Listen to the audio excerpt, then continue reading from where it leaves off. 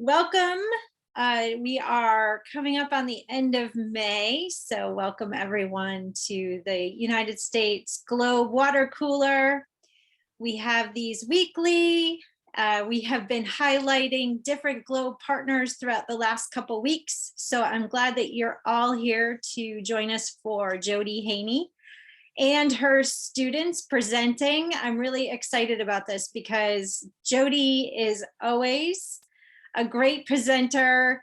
She has really rocked the virtual world of Globe, and it is a true pleasure to learn from her, and I'm really excited to learn from her students as well. So with that, I will turn it over to you, Jodi. Thank you.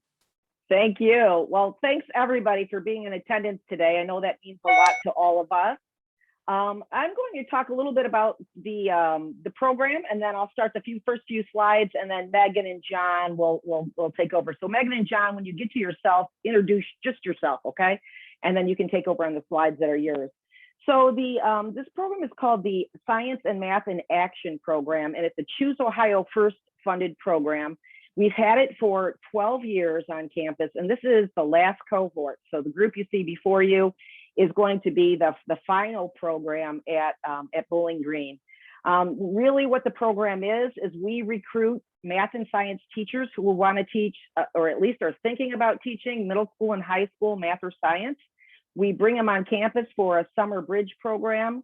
Last year that was virtual, which was real interesting. And I teach a course that's really focusing on having students do research, inquiry and research. And so I use Globe always every year for that program. And last year we did virtual research, similar to what we're doing here, but yet different. Each team picked up their own research questions and followed up on that.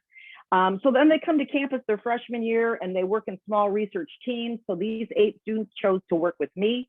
And we did an investigation on looking at our campus parking lots in garden areas. We're knowing that they're really hot, but how hot are they, and how do they compare to the garden areas that are adjacent to some of those parking lots, so that we could build a case for building more gardens, more green infrastructure on campus. And then their sophomore year, these students will go on to doing some internships in math and science education in business internships. Their junior year, they'll write an action research project, this time focusing on an educational research project, such as, hey, what's the benefit of doing Globe in the classroom? That would be a good one, by the way, everyone. And they work with advisors on that research project. Then their senior year during student teaching, they actually implement that action research project, and that is their exit project, culminating project their senior year for the program. They're on scholarships. They get about $5,000 a year to be a part of the program.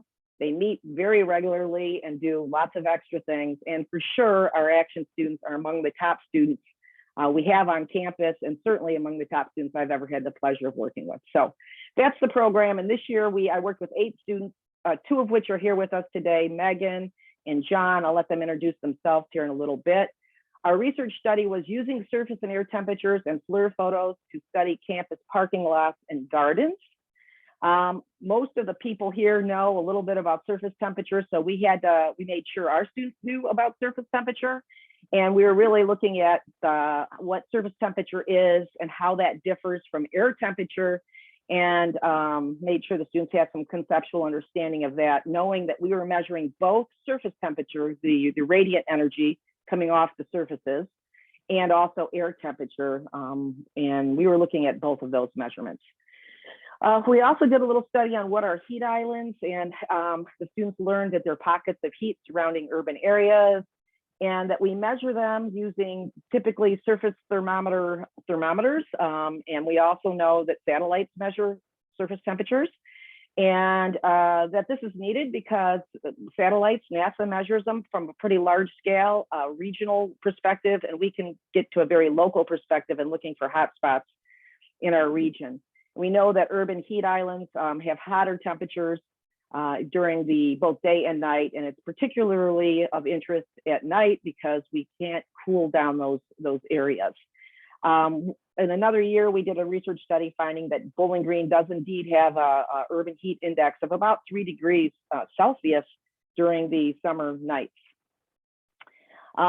impacts of heat islands are many: higher energy outputs required to cool the cities, detrimental health impacts for individuals, storm increases in temperature, stormwater increases. And the students found this quote this year: heat is the leading weather-related killer in the United States. So we took a look at all of those things. Okay, I know I didn't do what Lainey could do with that, but that's good enough. Megan, take it away.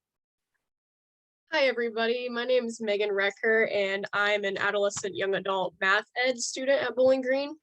So first, here with our research questions, we wanted to know what are the hottest and coolest surface and air temperatures within our campus parking lots. Secondly, we were wondering how temperature varies between natural and man-made surfaces. And then lastly, we were also wanting to find out how trees affect different surface temperatures. So for our materials, we use the GPS app with our iPhones so we could get an accurate position every day. And then we use the FLIR cameras to take our infrared photos. And then we used our infrared thermometers to take surface temperatures. We also used air thermometers to find the air temperature at various places. And then we had our basic things like clipboards, pencils, and data sheets. And we also used the Globe Observer app. So for our methods, we first took all of our data on 6 days in between September 9th and October 1st at the same time of day, which was around 3 to 4 o'clock in the afternoon. So we first used the Globe Observer app to identify and record different cloud types and cloud covers and other atmospheric measurements. And then we measured the surface and air temperatures at different locations on campus, 4 of which were natural, which we define as more grassy areas with more vegetation. 4 of them were old asphalt parking lots, which if you look to the picture in the top right, that would be an example where they're the lighter gray. And then 4 locations were new asphalt parking lots, which would be the bottom left photo, how it's much darker. And then we measured the air and surface temperatures at 9 different spots at each location. Each of these spots were 5 meters apart. And then lastly, we took photos with our iPhones and our FLIR cameras and then submitted all of our cloud data to the Globe database. So for our first research question, it was what are the hottest and coolest surface and air temperatures within our campus parking lots? This graph here shows the surface temperature in red and the air temperature in blue. We found that lot G was the hottest at 33.39 degrees Celsius. And this was a new asphalt parking lot, so it was very dark in color.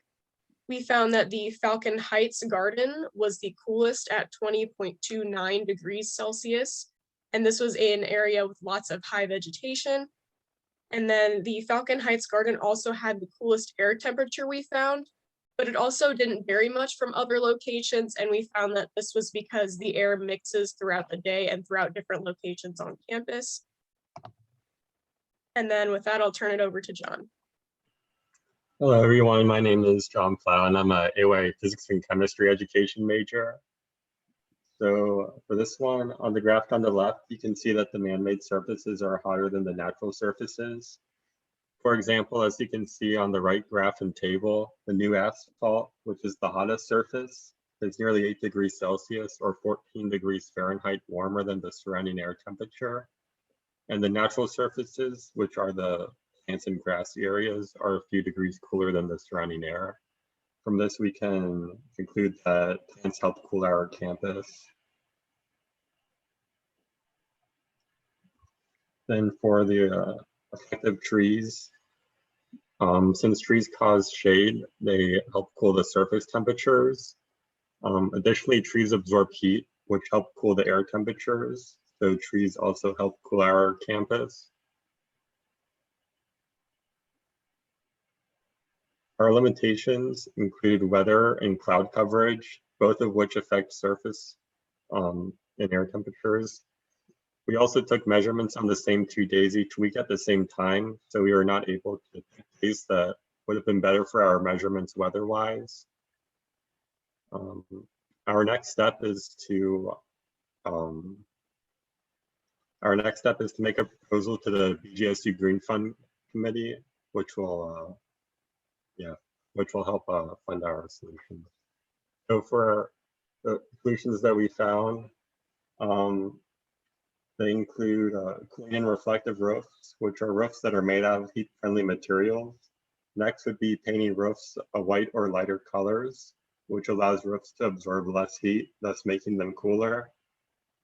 And additionally, we could increase vegetation in the form of pollination gardens or green roofs, which would help lower the air and surface temperatures around roofs and parking lots. And finally, cool pavements, which are more reflective than standard pavements and absorb less heat. I believe that's an image of a reflector of a cool pavement on the right there. Then some of the benefits of implementing our solutions include improved human health. By having these solutions and creating this environment, humans will have decreased risk of heat stroke and will not be exposed to bad air and water quality as often, and will be able to go outside and feel comfortable more often. Another benefit is reduced energy use. By cooling the surface and air temperatures around us, it will ultimately reduce the need for air conditioning, which is highly energy demanding. This will help decrease the amount of money spent on energy. Next is lower greenhouse gas emissions. With less energy used, there will be less greenhouse gases emitted into our atmosphere, since energy production creates a lot of pollution in many areas. And lastly, it is improved air and water quality. With less emissions, the air and water in the surrounding areas will be cleaner. Then for our BGSU Green Fund proposal, the Green Fund is supported by a $5 optional student fee each semester. This year, we will request funds to plant native pollinator gardens around the parking lots on campus. A couple pictures of what our parking lots look like now are on the left, and what we would like them to look like are on the right. And that's it. So thank you to these two students. There were 8 students that were part of this project, and when we knew that we had this presentation coming up, 2 of the students were able to join us due to work schedules and so forth. So they did a nice job presenting not only their slides, but the slides of their peers. But we have some time for some question and answer sessions.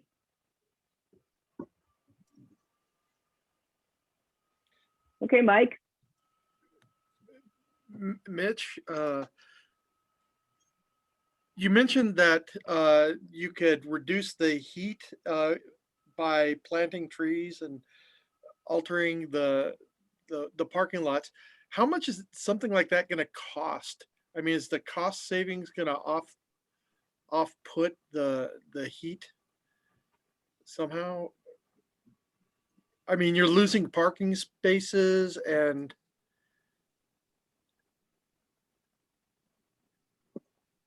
Okay, so I understand that like we're losing parking space, but we still do have like a excess amount of parking spaces, so there we do have room to add that. okay. And additionally, like I'm not sure exactly like how much it's going to offset it. Like I don't know like the number, just because it's like pretty difficult for us to calculate that without actually implementing it. But over time, I mean, there are other benefits to adding those other than just the cost. Yeah, I think but agreed. I think that there's an aesthetic quality that comes with it as well. That makes it nice.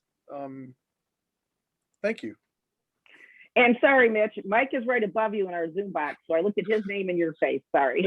That's okay. Yeah, that's. I can call Mike all the time. Yeah, there are worse things. Yeah. A group last year found that I can't remember the exact amount of money, but for every degree of Fahrenheit that we could reduce campus heat, we could save X number of dollars in energy and cooling. And does it pay off? I'm not quite sure, but I will say that we have a green fund for a reason, that students pay into it, and they look for things to use it for like this. So it doesn't have to be a dollar for dollar payoff. It really needs to be something to help us meet our climate goals and to reduce emissions. And so the university is very interested in it for that reason. But they do care about that. No, I know. I just, yeah, I like to hear the explanations and things like that. Sure, absolutely. Other questions? No, if I may just add a couple cents into this discussion. First of all, thank you for the students. You make a really a strong case for the results of your research, and you did a fantastic job presenting it to us. So thank you for a great presentation. If I put my engineering hat on my head, so it's just what comes to mind. Maybe it's a silly idea, but if you consider collaborating with material scientists and with civil engineers in the future to really dig into the question of pavement itself for the parking lots, is there any way to really come out with some civil engineering solution to make it not to really paint it over every year or something like that, but just maybe using different materials for instead of the asphalt and things of that nature, just really have a light color permanently, sort of using a different mix of material science. Look at that, a physics connection. I love it. And we do have a material science program at Bowling Green, so that would be of high interest, I'm sure, to the physics department and the researchers there. Yeah, considering a tremendous progress in material science at this point, I would not be surprised. They would probably say, if you knock to their door, they would just say, "What took you so long?" Okay. So that's my 2 cents. And again, thank you for great presentation. Thank you. Hey, Kevin, would you wave to us, Kevin? I kept telling our students that the real surface temperature scientist for GLOBE was right up the road, right up the highway. And I said we were friends. I hope you're going to tell them that we are friends. But there he is. Yeah, we are. Well, and I told Kathleen I had to be on the call. Of course, I'm outside doing yard work while listening. But anyway, it was a great presentation. I was wondering about, well, I didn't get to see the parking lots the way they look now, but how many trees do you think you might plant? Or, as a solution. Are you planting trees? Sorry. I'll see if Megan or John want to follow up with me, but I will tell you that right now we didn't get that far with this group, COVID and everything else, but the proposal, the Green Fund Committee was just not meeting. They were not active. So we're going to submit in the fall, and I'll see if I can get any of the group to do a little bit of research and planning on what this might look like. All of the green areas that we measured were right next to parking lots. So we just want more of those. So the Falcon Heights garden that we saw was the coolest. It was a native pollinator garden right next to a street and a parking lot. So we just want to replicate more of those types of areas on campus. And I'll kind of follow up on that too. Like currently, especially in our residential lots, they're just these massive lots with hardly any vegetation around them at all, save for like little patches of grass on either side. But the square footage of those lots is like absolutely massive. So if we could just break up little parts of that just to put in those little gardens, it would really make a huge difference. And the Toledo Zoo and their pollinator project, they're actually interested in partnering with us and helping us install those native pollinator gardens around our campus, which would really be cool because then we'd be part of the, the corridor for native pollinators. And we're a big agricultural area, so bringing in the pollinators would be also something the community would be, I think, very happy about. This is my view. So looks pretty similar, I think, to around Bowling Green. So I did actually, my question I was trying to think of, the FLIR cameras, did you guys use the temperature from the FLIR camera, or was that more for a visual analysis? Anybody want to take that? John, you remember how we did that? That one was more for a visual analysis, but we also had, like surface temperature thermometers that were, that we used to measure the actual surface temperatures. Yeah, Kevin, I was kind of curious how those thermometers measure up to our infrared thermometers, how the FLIR cameras, and they're not very good. Actually, what we learned is the white surfaces were the worst. I think when we did a rooftop study, and the white rooftops probably because of, reflectance or something, but the white rooftops did not do well compared to the surface temperature thermometers. The FLIR cameras just were not accurate. Oh, okay. So the FLIR cameras were not accurate. Okay. Not for temperature. We did that study last year, and we felt like we could use it for everything other than white rooftops. But did you publish that one? No, I haven't. I think we presented it maybe last year to a Globe, Right. at a Globe forum, but I have it. I could send you that. I'd be happy to. Yeah, but that seems like something that people would want to know about. Okay. Yeah. I don't know. You may want to publish it somewhere. I don't know. Okay. So good. Great. Yeah. Can you talk about those cameras a little bit more, like how much they cost, what they're showing? Because I've never heard of those before, and I'm curious. Well, Kevin showed them to me at one of our Globe meetings, and I think he says, "Oh, don't you know about a FLIR camera?" I said, "No." And so, of course, he got me thinking about them, and so I researched them, and they're about $250 each. At the time we bought them, they're probably cheaper now, and they just snap onto the bottom. And we have 2 for iPhones and 2 for Androids. So we had to do a lot of sharing every week. We just kind of two different groups, some few groups got the cameras and some groups didn't, depending on the phone they had. And it takes a picture of the heat, the thermal energy. Kevin can tell you more. And it also has a thing that you can actually record the temperature on top of the picture. So you saw some of that in, let's see if I can quickly show that slide. That's this one. You can kind of see that, you see a cross here right in the middle. And it says 23.5 degrees Celsius. What we were saying is that those temperatures aren't exact. They're certainly not, especially of a tree. If I go back a little bit further and look at the ones of the parking lot, if we actually took an IR thermometer and measured it right up against these numbers, they're probably not identical. We found they were pretty close, except for white rooftops. And I don't know if pretty close is close enough. So we just kind of were looking at them as like an aesthetic thing. Hey, just record the temperature while you're there because I'm curious about it. So, but that's what you do. You're just basically taking a picture and it shows the thermal energy.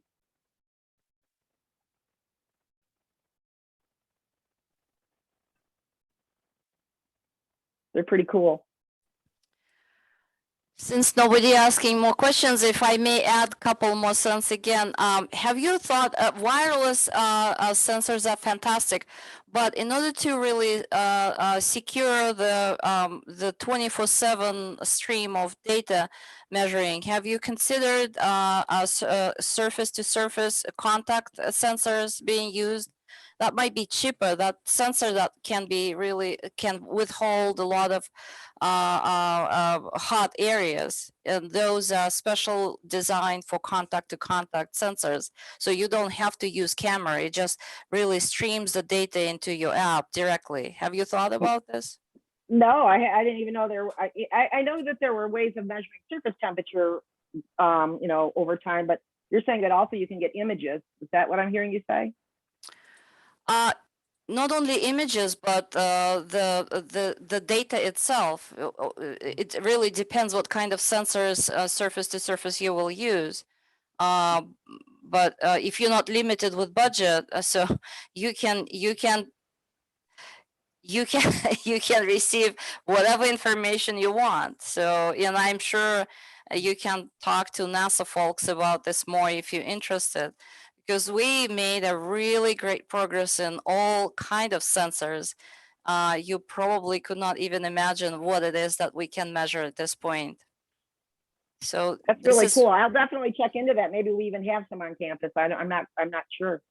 I'll check into that. I am almost sure that you have somebody who is digging in deeper into that subject. Yep.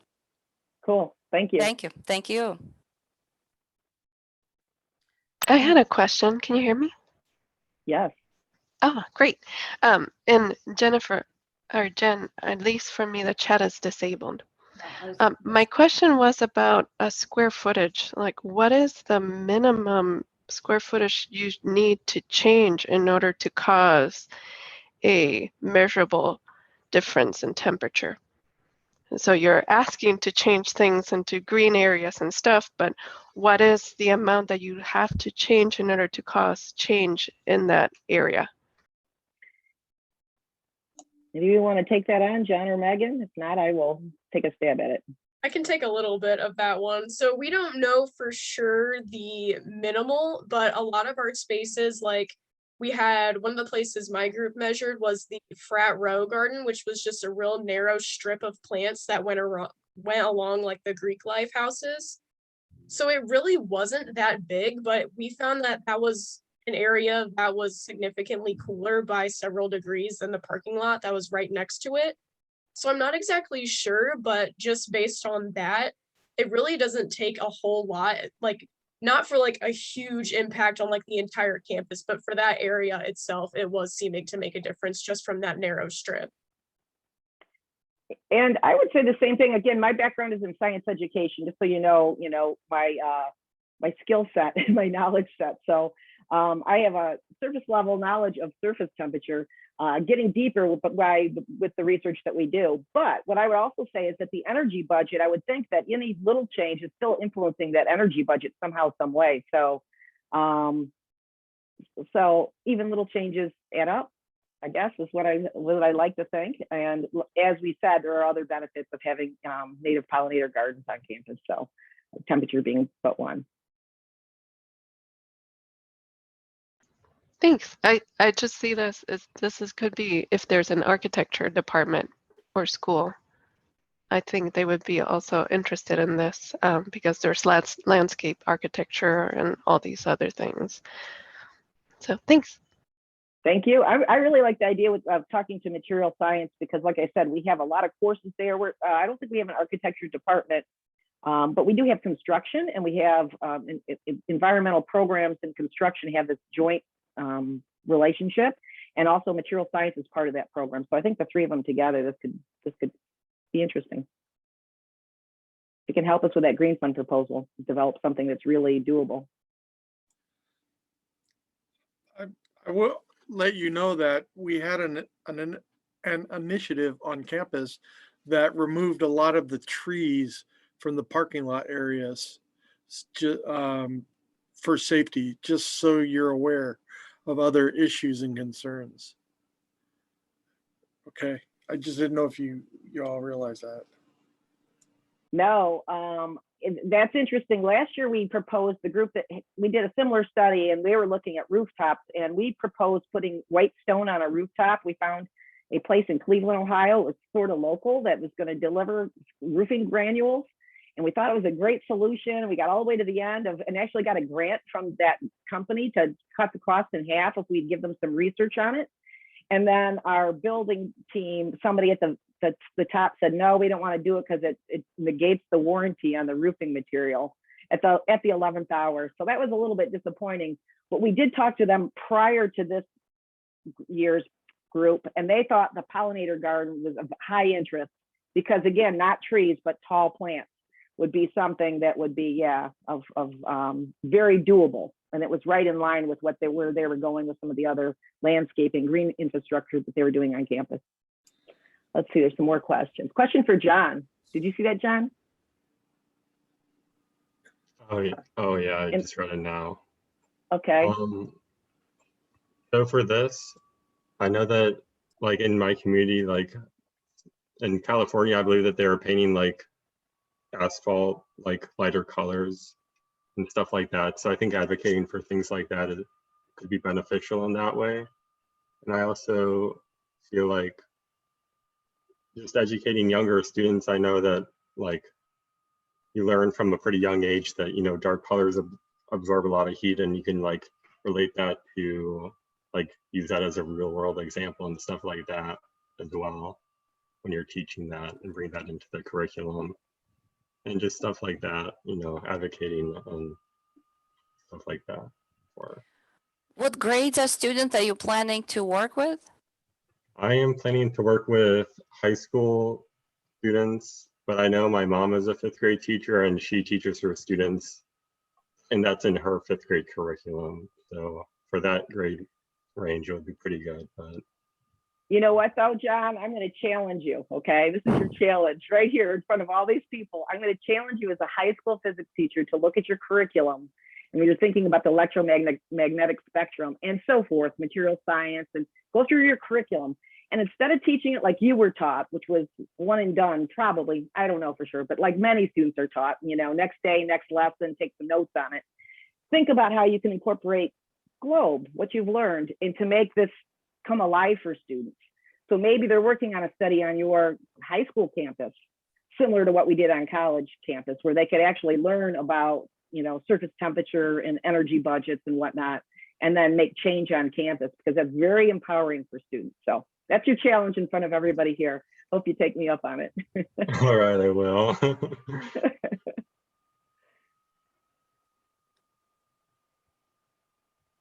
Wonderful. And one more idea to the mix. I would like to, and I advocate this for for all my kids here as well. It's really beneficial to add some activities for the students to showcase and to emphasize the importance of multidisciplinary brainstorming and multidisciplinary approach. As you can see, even during this call, we have different hats and to some degree. But if you do this if you organize this activity intentionally, it's just really a fantastic way to really showcase. Especially in engineering world, we intentionally design multidisciplinary brainstorming groups, because only that way we are able to really find the best solution to any problem. So because we all come from different walks of life and different backgrounds, so you don't want to miss any diverse opinion, and it's very beneficial for kids in any age to learn how to do it and why it's beneficial. Thank you.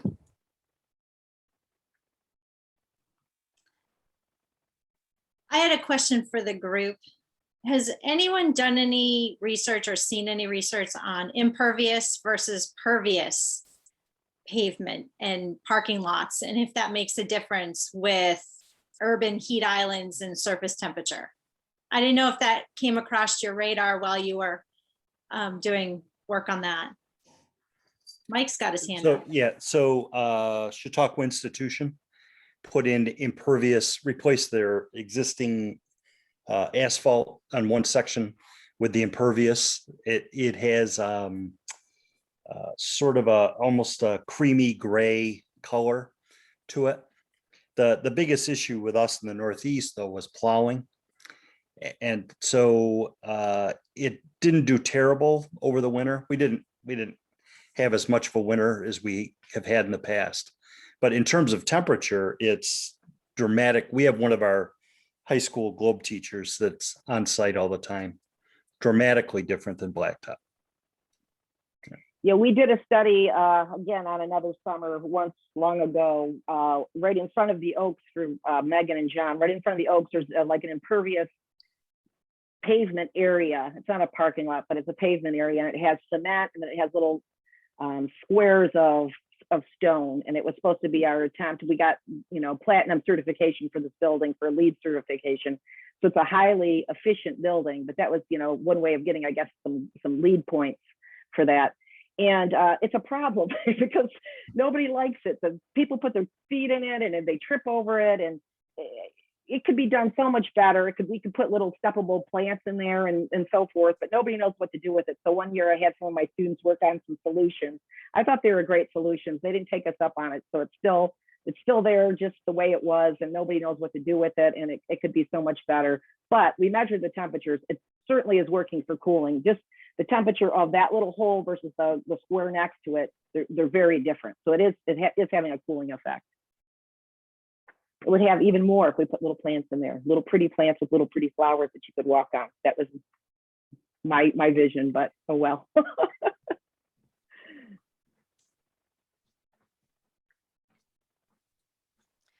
Great students, great professor, great work, great research. So my vocabulary is not extensive enough to really express my appreciation. So thank you.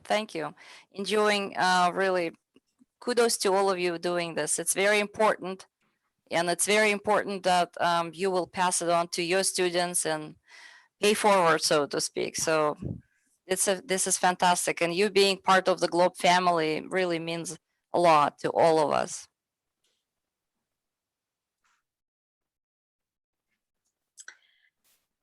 Any other questions from the group? I would just add one little thing is that urban helilinden, the effect of big blacktop spaces versus greener spaces is something that we face in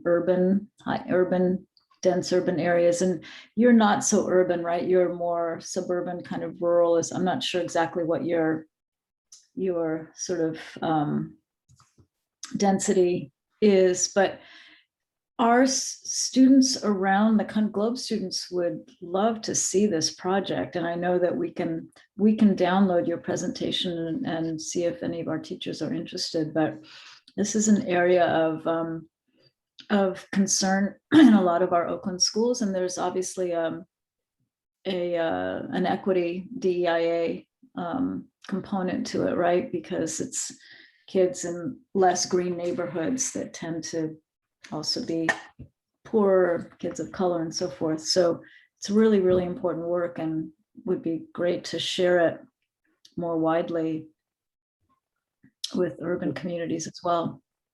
Well, we'll make sure we do. We'll get this up. And, you know, Svetlana, what we did one year, again, another year, we did a 7-mile transect across Bowling Green. We have very rural outskirts.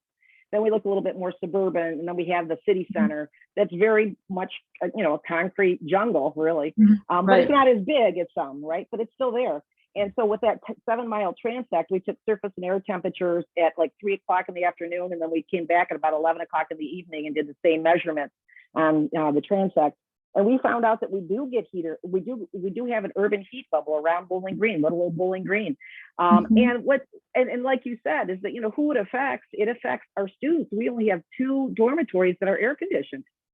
So here they come in the middle of August, moving into campus, you know, with in these big, you know, dormitories without air conditioning. It's hot.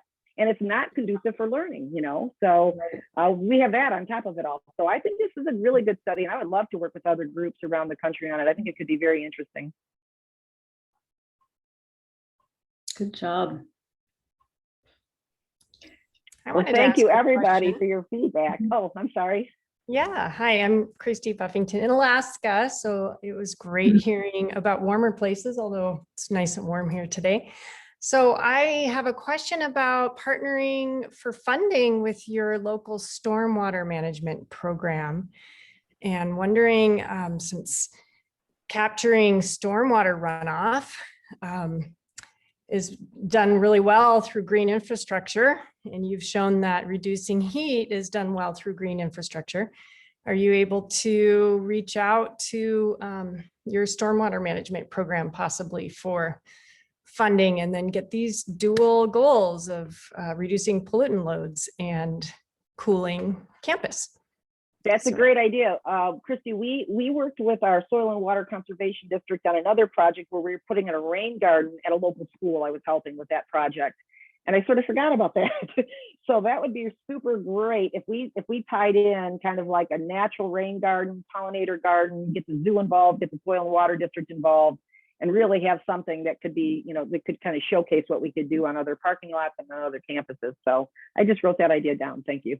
Well, yeah, you bet. One thing that I used to live in Milwaukee, but also in Montana, and in both of those places, one thing that worked well are these curb cutting, you know, cutting the curb so the runoff from asphalt actually goes into some of these gardens. Right. And it's a fairly inexpensive fix, but then the vegetation grows up faster because of the water influx to it.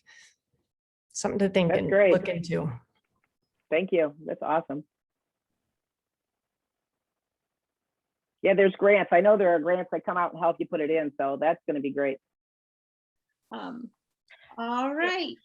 Hey, Jen, I know we're really close to the end, but I was wondering if John and Megan had like just one word to say each about what they liked most about this project and how it might be, how it supports their thinking about their future work.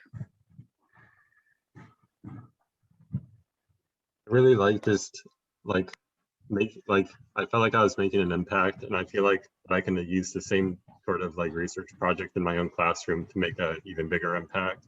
And I think that that's really beneficial as to like my community and like just everything around me. Yeah, I definitely agree with that. Like with me being a math education major, this isn't going to be a topic I really touched on a whole lot throughout my college education. But I thought it was really cool just to see how like the data all like runs with like the math and science really like coming together on this project. So that was really a big takeaway for me, and seeing just how much we can really impact our community just from doing little projects like. Thank you. And on that note, Svetlana, what a great way to wrap it up.